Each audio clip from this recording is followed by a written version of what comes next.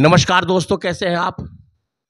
मैं डॉक्टर भुवनेश्वर दीक्षित। आप देख रहे हैं लोकदर्शक में मित्रों आपका स्वागत है। उम्मीद है कि सभी लोग अपने परिवार में कुशल मंगल से होंगे और अपना वितरण कार्य कर रहे होंगे।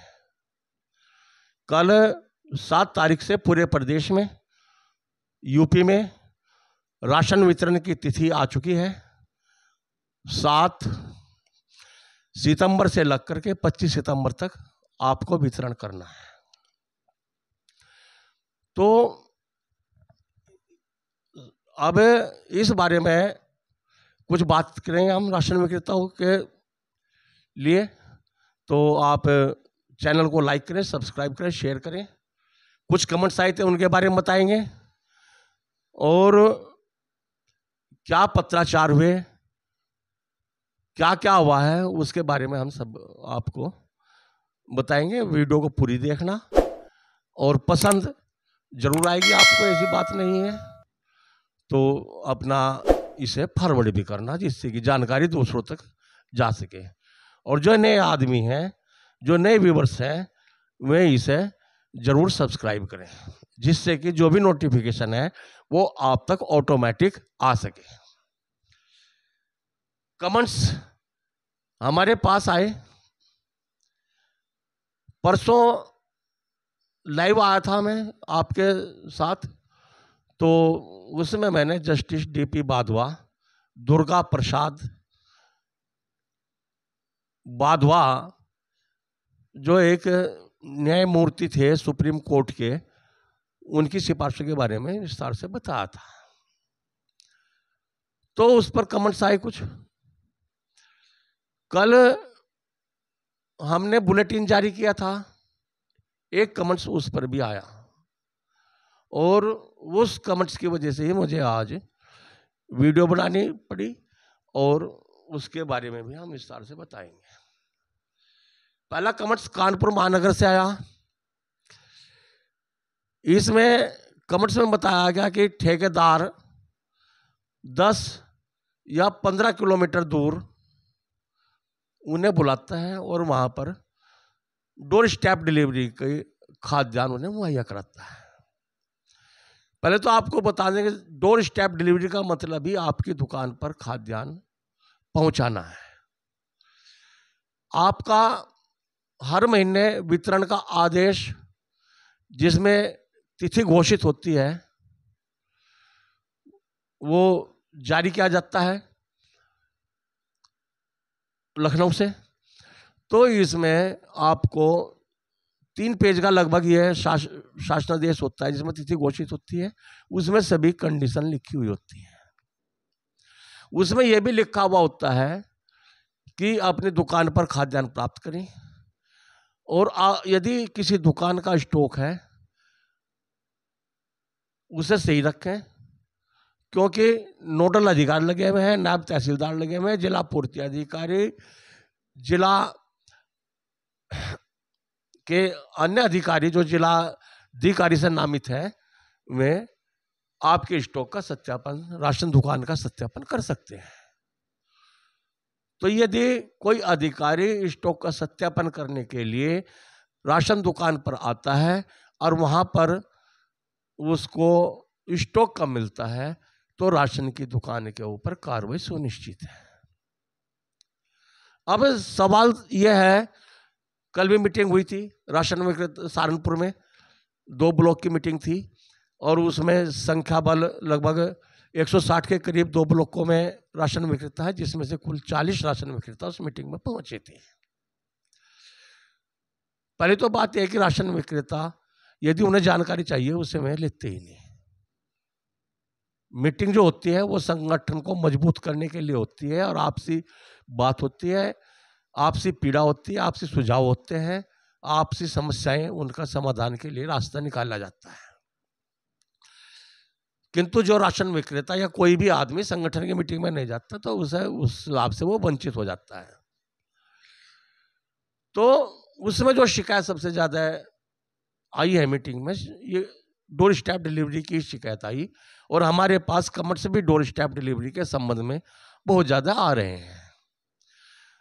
और ये पूरे प्रदेश का मामला है कि जो ठेकेदार है वो एक होता है या दो होते हैं, किंतु जो पहले ट्रॉली में राशन डिलीवर करते थे में ही ट्रॉली चालक, ट्रैक्टर ट्रॉली चालक में ही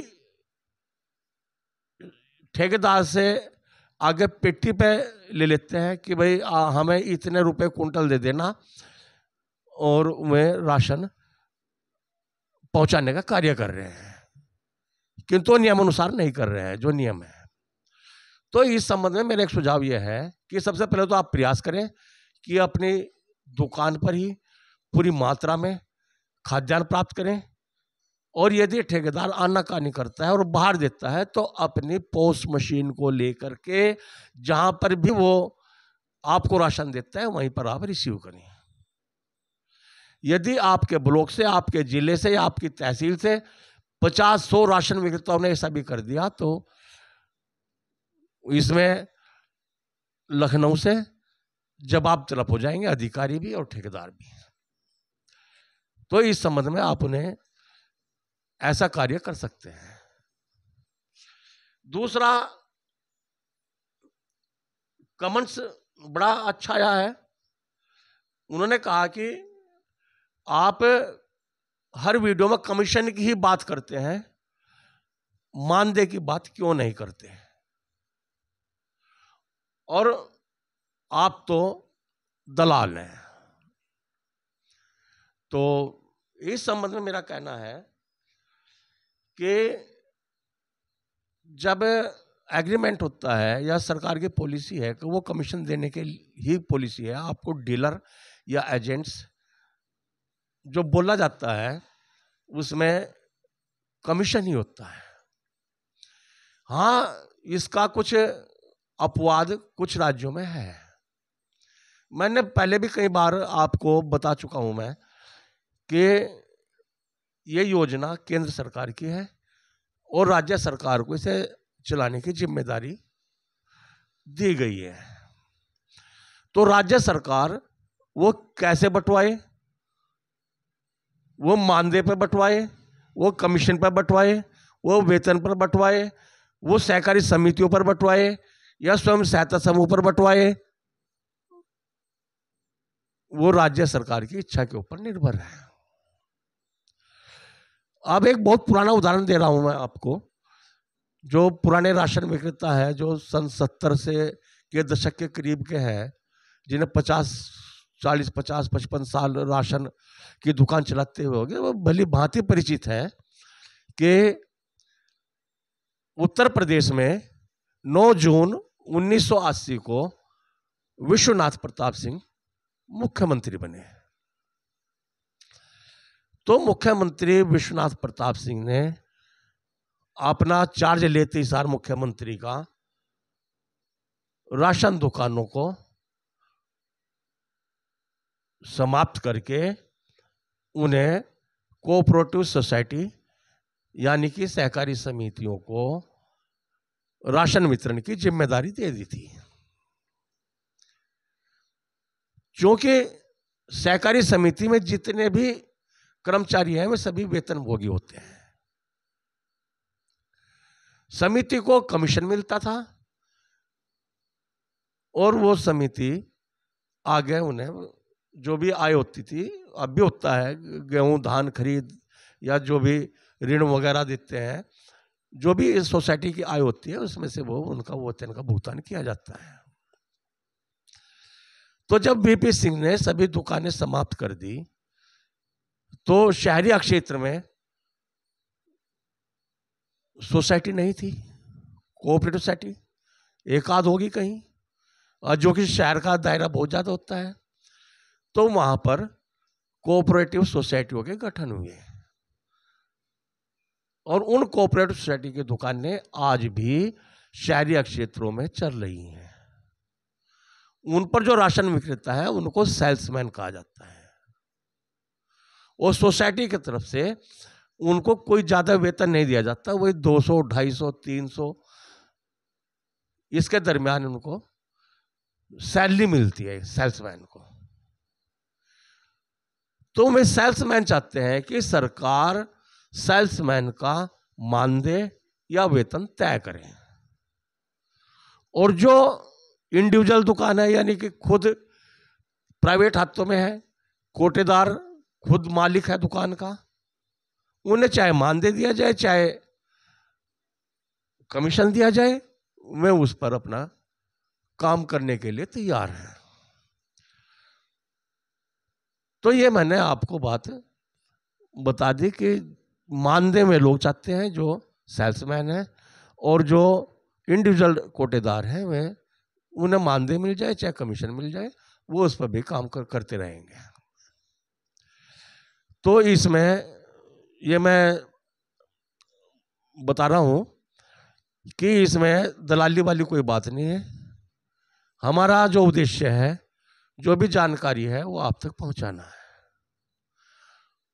और इसमें कमेंट्स तो बहुत अच्छे अच्छे आते हैं, बहुत से पॉजिटिव भी कमेंट्स करते हैं, बहुत से निगेटिव भी करते हैं।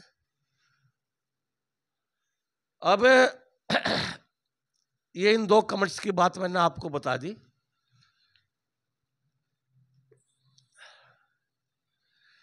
अब इसके बाद की जो अपडेट्स है वो मैं आपको बता रहा हूं।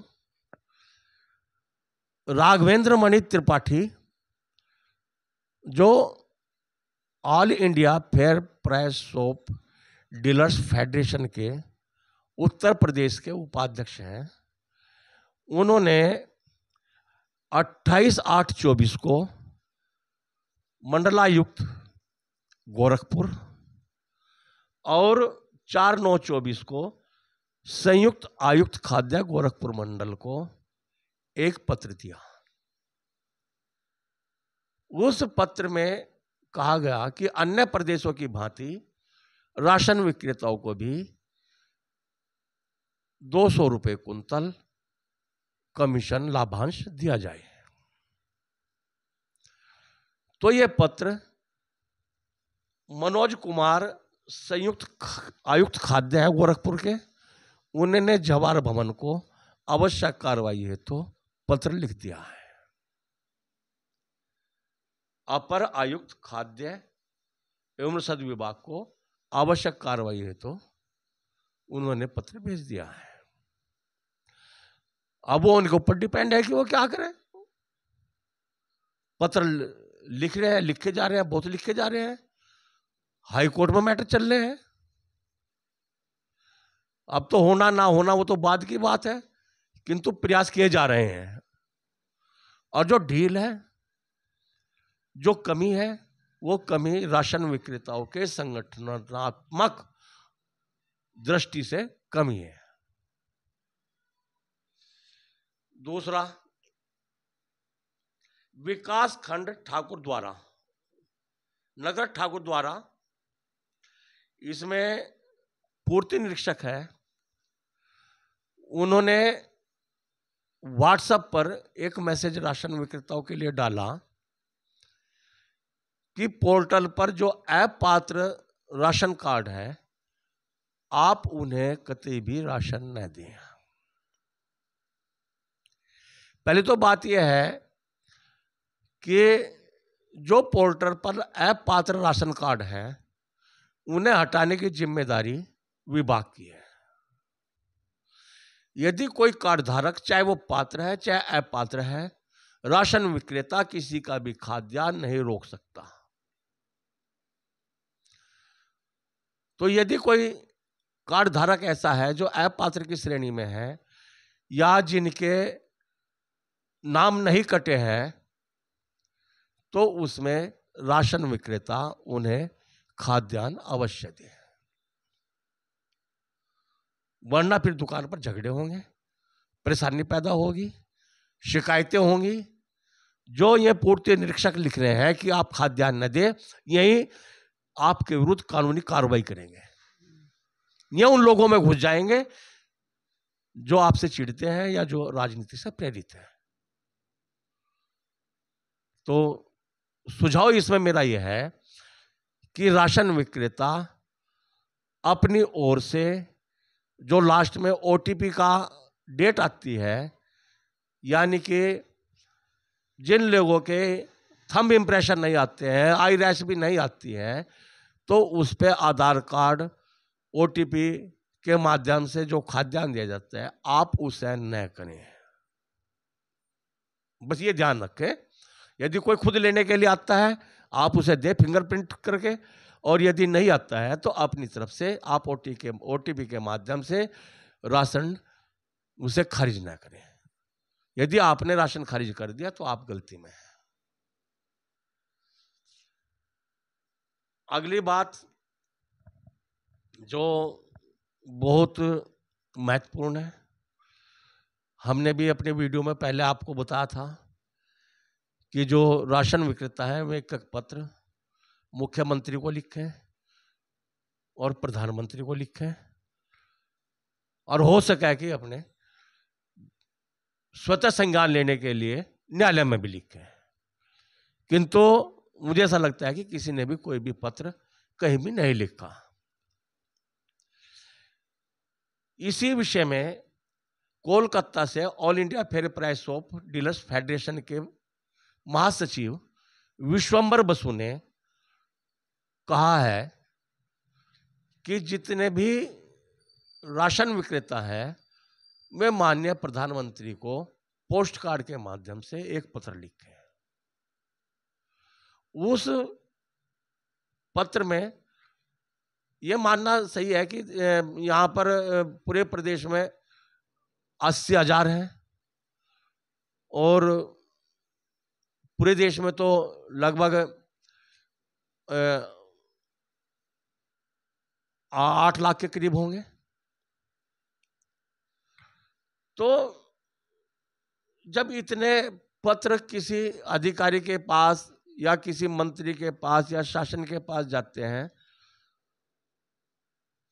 तो उसका प्रभाव अलग पड़ता है। वो एक धरातल से जा रहे हैं लिख के, तो ये लिखना चाहिए। उन्होंने ये भी कहा है कि जो संगठन all India fair price of dealers federation का है कि कितने पत्र गए, उसकी जिलेवार रिपोर्ट जो जिला अध्यक्ष बनाए हुए हैं संगठन के, वे कोलकाता तक में 7 अक्टूबर तक भेजे। इसमें लिखना क्या है, 4 पॉइंट उन्होंने दिए हैं, आप अपनी तरफ से भी लिख सकते हैं कि उचित दर दुकानों की व्यवहारिता सुनिश्चित करें, 50,000 न्यूनतम आय गारंटी सुनिश्चित की जाए। क्यों? कोटेदारों की कोई निश्चित आय नहीं है, 10-15 हजार तक वो कितने भी बड़ा है, ज़्यादा से 20,000 जो बड़ा दुकानदार है, और जो छोटे हैं बेचारे वो तो 3-4 हजार में ही अपना काम चला लेते हैं। तो कम से कम 50,000 की न्यूनतम आय गारंटी सुनिश्चित होनी चाहिए राशन विक्रेताओं की, जो मेन मुख्य बिंदु है। उसमें आप मानदेय दें, कमीशन दें या अलग से कोई प्रोत्साहन दें, जैसा कि केरल राज्य में दिया जा रहा है। तीसरा पॉइंट है कि 1 किलोग्राम न्यूनतम हैंडलिंग हानि की अनुमति दी जाए, जिसे हम अपनी भाषा में छीजन बोलते हैं। कुंतल पे 1 किलो राशन घट जाता है तोलते तोलते। यदि आपका खाद्यान्न सही है, सही मात्रा में है, अब पूरा तुला हुआ है, यदि आप बार बार तोल लेंगे तो 1 कुंटल पर 1 किलो का फर्क आ जाता है। तो इसे छीजन के बारे में कहा गया है। चौथा बिंदु है वैकल्पिक और आपातकालीन उपाय के रूप में, जैसे कि किसी का आधार नहीं आता, अंगूठा नहीं आता, आईरैश नहीं आती, किसी का हाथ कटे हुए दोनों, और वो राशन लेने के लिए आता, और घर में जैसे कुष्ठ रोगी हैं उनके हाथ की उंगली खत्म हो जाती है, या राजमिस्त्री हैं वो ईंट उठाते हैं तो उनके यदि फिंगरप्रिंट नहीं आते, जो मजदूर है, ये जो मजदूर है जो ईंट का कार्य करते हैं, तो ऐसे लोगों के लिए वैकल्पिक व्यवस्था होनी चाहिए, जिससे कि वे आधार नंबर, राशन कार्ड डालकर राशन वितरण की अनुमति उन्हें मिले। जिसमें लाभार्थी और एफपीएस डीलर यानी राशन विक्रेता का उत्पीड़न होने से उत्पीड़न न हो। इस मामले में 16/12/2022 को केंद्रीय राज्य मंत्री उपभोक्ता मामले खाद्य एवं औषध विभाग साध्वी निरंजन ज्योति ने राज्यसभा में यह कहा था कि इस मामले पर हम काम करने जा रहे हैं कि वैकल्पिक व्यवस्था जरूर हो, जिससे कि राशन विक्रेताओं को और कार्डधारकों को खाद्यान्न लेने में और देने में परेशानी समाप्त की जा सके। तो ये 4 बिंदु उन्होंने कहा कि पोस्ट कार्ड पे आप लिख कर देते हैं, और जो उत्तर प्रदेश में आप लिखेंगे अपने अपने राज्य में, उत्तर प्रदेश में क्या किसी भी राज्य का है, जो अपने राज्य की समस्याएं हैं, जैसे उत्तर प्रदेश में सिंगल डोर स्टेप डिलीवरी की समस्या सबसे बड़ी है। ई-केवाईसी, इसके बारे में आप लिख सकते हैं कि हमें ई-केवाईसी करवाई जा रही है मुफ्त में, हमें इसका पारिश्रमिक मिलना चाहिए, जैसा कि हमने भी मानवाधिकार आयोग में लिखा है कि जबरदस्ती ई-केवाईसी करवाई जा रही है, नोटिस दिए जा रहे हैं, उत्पीड़न किया जा रहा है विभाग द्वारा राशन विक्रेताओं का, तो पारिश्रमिक दिया जाना चाहिए। राशन विक्रेता कब मना कर रहा है कि हम नहीं कर रहे हैं, नाजायज दबाया जा रहा है। तो इस किस्म से आप पत्र लिखें, अपने क्षेत्र की समस्याएं लिखें, अपने राज्य की समस्याएं लिखें, अपने मुख्यमंत्री को लिखें, अपने विभाग को लिखें, माननीय प्रधानमंत्री भारत सरकार को आप लिखें। आज के लिए केवल इतना ही। देखने के लिए बहुत बहुत धन्यवाद। पुनः फिर आपसे आग्रह है कि जो कमेंट्स कर रहे हैं वे अपना नाम और पता जरूर लिखें, और जो नए व्यूअर्स हैं जो वीडियो देख रहे हैं वे शेयर करें, जिससे कि आपको नई नई जानकारी वीडियो के माध्यम से प्राप्त होती रहे। देखने के लिए बहुत बहुत धन्यवाद। नमस्कार, जय हिंद, जय भारत।